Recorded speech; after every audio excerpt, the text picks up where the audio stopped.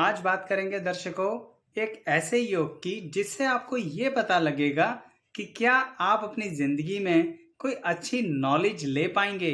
और सिर्फ अपनी जिंदगी में ही नहीं, अगर आप मान लीजिए अपनी संतान की कुंडली में ये चेक करना चाहते हैं कि क्या वो पढ़ लिख कर कहीं ना कहीं अच्छी नॉलेज, क्वालिफिकेशंस, डिग्री ये सब कंप्लीट कर पाएंगे। साथ में कई लोग ये भी जानना चाहते हैं कि बात सिर्फ पढ़ाई लिखाई की नहीं हो रही, क्या हम कला के क्षेत्र में जीवन में आगे बढ़ पाएंगे। अब कला के रूप अनेक हैं, स्थितियां अनेक हैं, तो इसीलिए जो लोग माँ सरस्वती की कृपा देखना चाहते हैं अपने ऊपर कि क्या सही में हमारी कुंडली में सरस्वती माता की कृपा है, क्या उनके आशीर्वाद से जीवन को आगे बढ़ा पाएंगे, उसके विषय में आज का ये वीडियो है। आप ये वीडियो पूरा देखिएगा दर्शकों, बिना स्किप करे, तभी समझ में आएगा। सिर्फ बीच का कोई पार्ट देख लेने से बात क्लियर नहीं हो पाएगी। तो आइए वीडियो की शुरुआत करते हैं।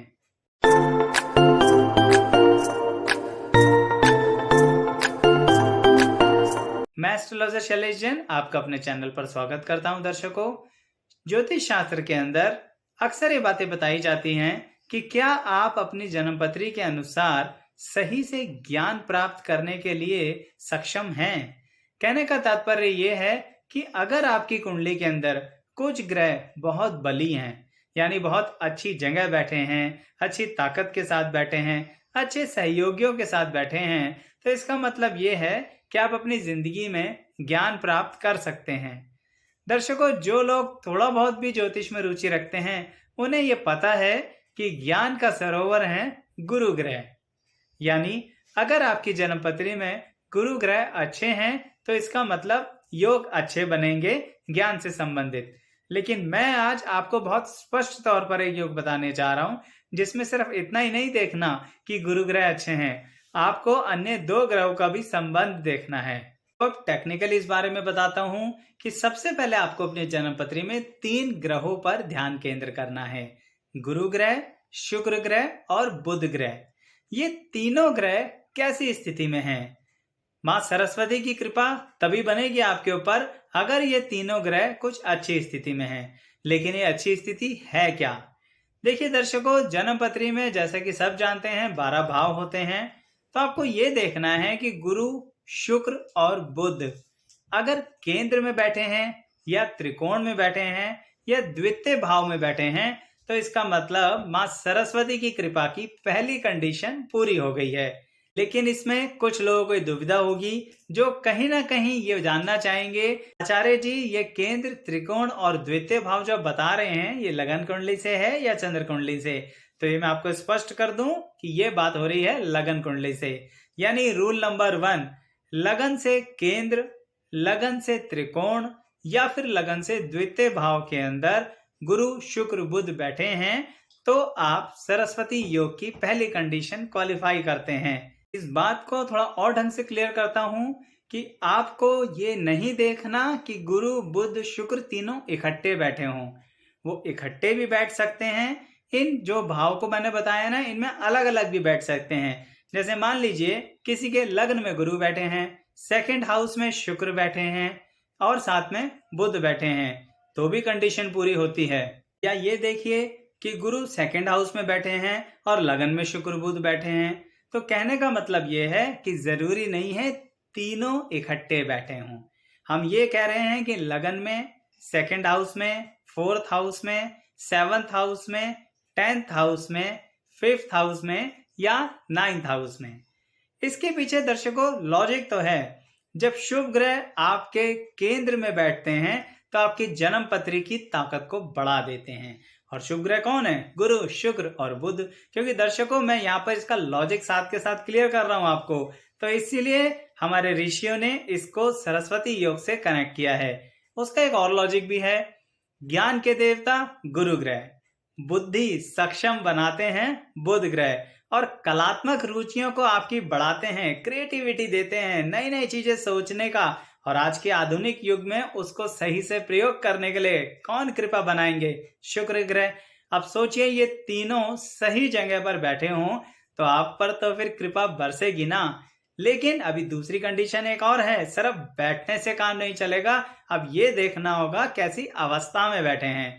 इसका मतलब ये रहा दर्शकों कि दूसरी कंडीशन हमारे ऋषियों ने बताई है कि गुरु ग्रह, स्पष्ट तौर पर गुरु ग्रह के लिए बोला है कि गुरु ग्रह अगर उच्च के हैं, स्वराशि हैं, मूल त्रिकोण राशि के अंदर हैं, तब हमारी दूसरी कंडीशन पूरी होती है। यानी शुक्र, बुध और गुरु उन नियमित भाव में बैठे हों जो मैंने बताए, साथ में गुरु ग्रह उच्च के या अपनी राशि में, अपने क्षेत्र में या अपने मूल त्रिकोण में अच्छे से बैठे हों, तब जाके कहीं आप पर मां सरस्वती की संपूर्ण कृपा होगी। दर्शकों, ये तो समझ में आया कि मां सरस्वती की संपूर्ण कृपा होगी, लेकिन इसको करियर से कैसे कनेक्ट करें, इसके बारे में बात करते हैं। यहां पर आपको ये समझना बहुत आवश्यक है दर्शकों कि ये योग आपको नॉलेजेबल पर्सन बनाता है, आपके करियर में आपको बहुत योगदान देता है। आप जो पढ़ोगे आपको याद हो जाएगा। इसलिए जिन विद्यार्थियों की कुंडलियों में यह है, जरूर उन्हें अच्छे कॉम्पिटिटिव लेवल एग्जाम्स में बैठाइए, क्योंकि इस योग के साथ वो कंपटीशन बहुत अच्छे से जीतेंगे। इस योग के साथ अब अपनी क्वालिफिकेशंस को समय से कंप्लीट करेंगे। दर्शकों, दशाओं का रोल तो होता है कि अगर ये जिन ग्रहों से कनेक्टेड हैं, उनकी दशाएं इनसे संबंध बना रही हैं, तो जरूर फल समय से आ जाएगा। लेकिन कभी कभी वो समय अगर बाद में आता है, तो इसका मतलब क्या होता है कि आपने बेसिक लेवल पर एजुकेशन कुछ और करी होती है, पर आपकी नॉलेज दूसरे विषय में बहुत ज्यादा है, क्योंकि कोई भी योग निष्फल नहीं जाता। कहने का तात्पर्य यह है दर्शकों कि जिस उम्र में भी इस योग का फल आएगा ना, आप उस उम्र के अंदर मां सरस्वती की कृपा से, अपने नॉलेज से लोगों के बीच में, समाज के बीच में धन तो कमाएंगे ही कमाएंगे, साथ में मान सम्मान भी कमाएंगे। देखिए, जैसे कुछ लोग होते हैं जो कहीं ना कहीं कला के क्षेत्र में जाना चाहते हैं, जो मैं रिपीट करना चाहूंगा। अब कला का क्षेत्र आजकल के टाइम में मीडिया लाइन से लेके यूट्यूब चैनल भी तो है दर्शकों, तो क्या इस पे सही से वो कार्य कर पाएंगे? उसके लिए भी सरस्वती योग देखिए, क्योंकि ज्ञान जिस विषय में भी हो, अगर वो मॉडर्न टेक्नोलॉजी से कनेक्ट कर रहा है, तो यानी बुध और शुक्र का संबंध आ गया। क्योंकि बुध क्या है? कम्युनिकेशन, और शुक्र क्या है? टेक्नोलॉजी। तो इन दोनों को मिलाइए और साथ में गुरु की कृपा लेके चलिए, यानी गुरु ग्रह की कृपा।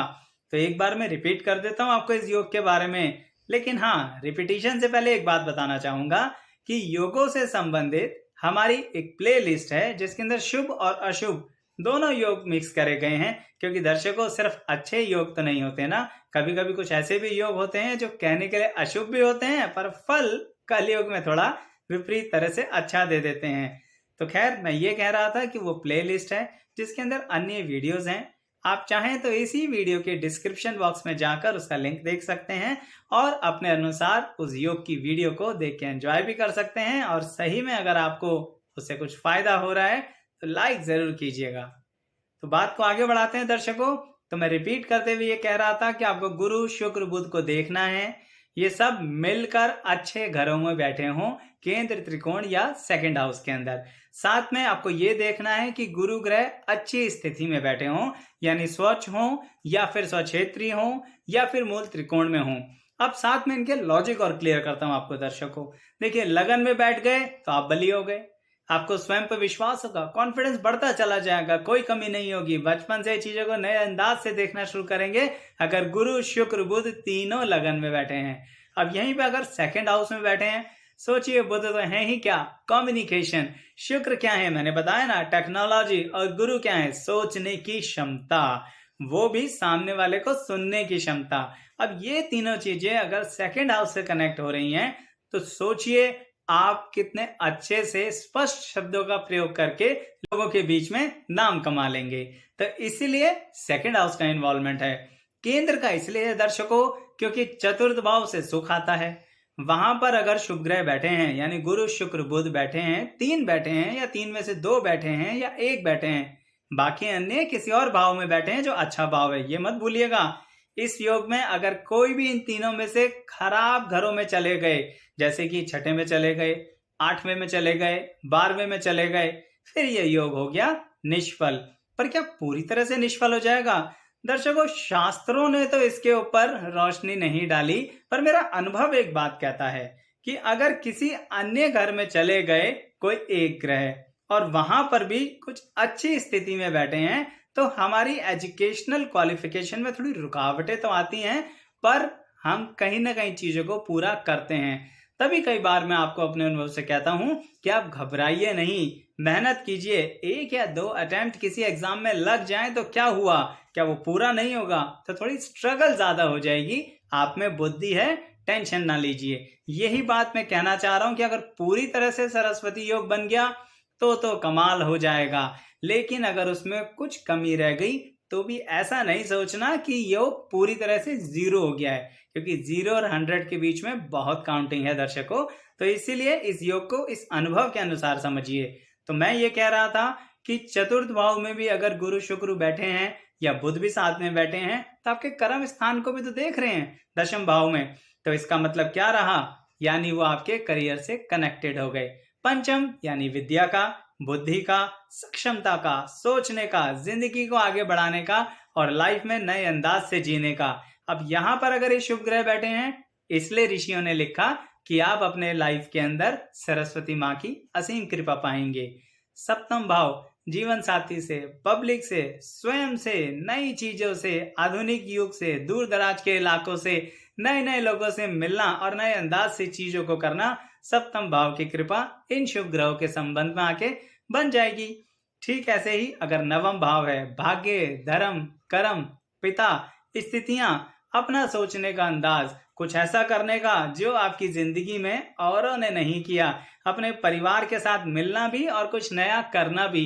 तो सोचिए, इसलिए नवम भाव को इंक्लूड किया गया। अगर कर्म स्थान में बैठे हैं तो फिर कहना ही क्या, जब कर्म में ही बैठ गए, यानी आपके कर्म में ही गुरु शुक्र और बुध अच्छी स्थिति में हैं और साथ में गुरु और अच्छी स्थिति में है, जो मैंने कंडीशंस बताई हैं, इसलिए सरल भाषा में समझा रहा हूं दर्शकों। फिर तो कहना ही क्या, यानी क्वालिफिकेशंस भी पूरी होंगी, डिग्री कंप्लीट होगी, करियर उच्च क्षेत्र में पहुंचेगा और बीच बीच में जब दशाएं आएंगी तो प्रमोशन भी होगा। साथ के साथ अगर यही सारी बातें मिलकर आपकी कुंडली में एक अच्छा योग बना रही हैं तो एक अलग तरह का कॉम्बिनेशन बनता है, जिससे आप अपने करियर का सही चुनाव कर सकते हैं। इसलिए इन तीनों को सिर्फ इस नजरिए से मत देखना दर्शकों कि क्या पढ़ाई पूरी होगी। सिर्फ पढ़ाई नहीं, किस दिशा में पढ़ाई करनी है, कौन सा एंगल सही रहेगा, किस दिशा में हमारा सही से सरस्वती माता की कृपा का प्रयोग या उपयोग हो सकता है, किस दिशा में हमारा करियर उठान लेगा, इस तरह से भी इस योग का प्रयोग करना चाहिए। मैं तो यही परामर्श दूंगा। तो सिर्फ पढ़ाई नहीं, हर क्षेत्र में अगर ये योग अप्लाई होता है तो आपके अंदर कुशाग्र बुद्धि है। अब इस बुद्धि को किस दिशा में लगाएंगे, किस फील्ड में लगा के ग्रो करेंगे, इसी देश में करेंगे या विदेश में करेंगे, तो ये सब बातें भी साथ में कनेक्ट हो जाती हैं। इसलिए जो सीधा सीधा सिर्फ मतलब आता है ना शास्त्रों के अनुसार, सिर्फ उसी को मत लेके चलिए, कुछ इंटरप्रिटेशन ढंग से लगाइए, अपने अनुभव भी लगाइए और साथ के साथ जो ज्योतिष में रुचि रखते हैं उन्हें तो ऐसी 50, 100, 150, 250, हजारों कुंडलियां देखने के बाद कुछ स्थितियां बनानी चाहिए कि हाँ ये योग है, पर इस तरह से प्रैक्टिकल लाइफ में इसने हम पर प्रभाव डाला है या लोगों पर प्रभाव डाला है। तो जो रूल है उसे अप्लाई कीजिए, उस रूल में थोड़ा सा ऊपर नीचे हो रहा है तो उसे एप्लीकेटिव नॉलेज से देखिए और फिर थोड़ा सा अपना सिंथेसिस लगाइए, तब जाके आपको क्लियर होगा कि किस तरह से यह सरस्वती योग आपके जीवन में सही दिशा देगा। दर्शकों, योग से संबंधित ये वीडियो मैं बहुत विस्तार में नहीं दे रहा हूं, सिर्फ यही जिससे लोगों को पता लगे कि हमें कौन सी फील्ड में या फिर सही में किसी फील्ड में हम अच्छा कर पाएंगे या हमें स्ट्रगल ज्यादा होगा। ये आज का विषय था। बताइएगा जरूर कमेंट बॉक्स में कि आपको कितना समझ में आया। हो सकता है जिन लोगों को ज्यादा टेक्निकल नॉलेज ना हो थोड़ी तकलीफ हुई है, लेकिन मेरी कोशिश थी कि सरल भाषा में समझा पाऊं। तो क्या जिनको टेक्निकल नॉलेज नहीं है, क्या उन्हें भी ये वीडियो समझ में आई? बताइएगा, फिर ऐसी ही सरल भाषा में या इससे भी और ज्यादा सरल भाषा में अन्य योग मैं आपके लिए लेके आऊंगा। तो इंतजार रहेगा आपके कमेंट्स का। लाइक कर लीजिए दर्शकों, और चैनल सब्सक्राइब नहीं किया तो जरूर कीजिए। सिर्फ योग ही नहीं और भी अन्य तरह की वीडियोस हैं। तो आप सभी का यहाँ तक बने रहने के लिए बहुत बहुत धन्यवाद।